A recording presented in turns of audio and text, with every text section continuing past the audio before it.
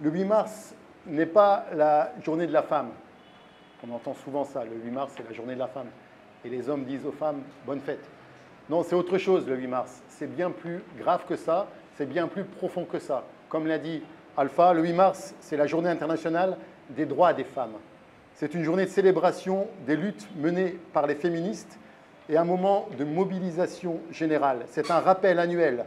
Le combat pour l'égalité femmes-hommes est loin d'être gagné. Les inégalités entre les femmes et les hommes sont les plus historiques et les plus structurelles de nos sociétés. Malgré des avancées ces dernières décennies, le chemin reste long pour atteindre l'égalité.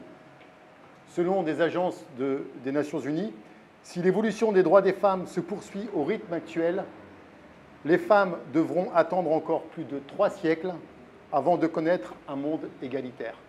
C'est inacceptable. Partout dans le monde, les femmes et les jeunes filles continuent de subir le sexisme, la discrimination, les violences basées sur le genre, l'exclusion sociale et économique.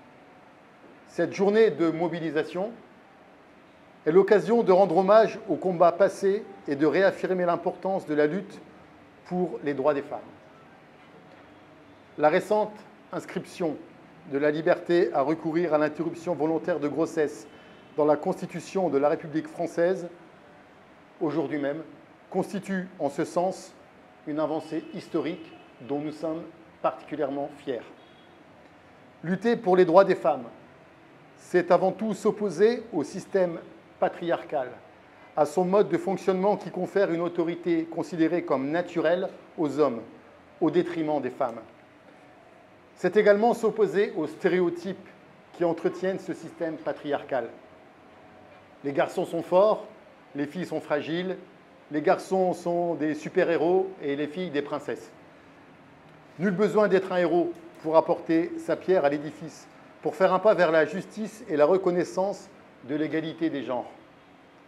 En travaillant dès le bas âge sur les stéréotypes qui entretiennent le système patriarcal, on aidera à réduire les risques de violence et de discrimination.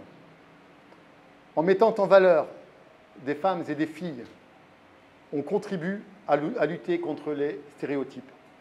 C'est précisément l'objectif du concours vidéo Filme la Guinéenne qui t'inspire. Mettre en valeur ces femmes guinéennes qui se battent pour exister, qui brillent, rayonnent et nous montrent qu'un autre monde est possible, plus juste, plus égalitaire. En un mot, plus humain. Enfin, je terminerai mon propos en remerciant la Blogui, l'association des blogueurs de Guinée, pour cette initiative que la France accompagne avec beaucoup d'enthousiasme et de fierté.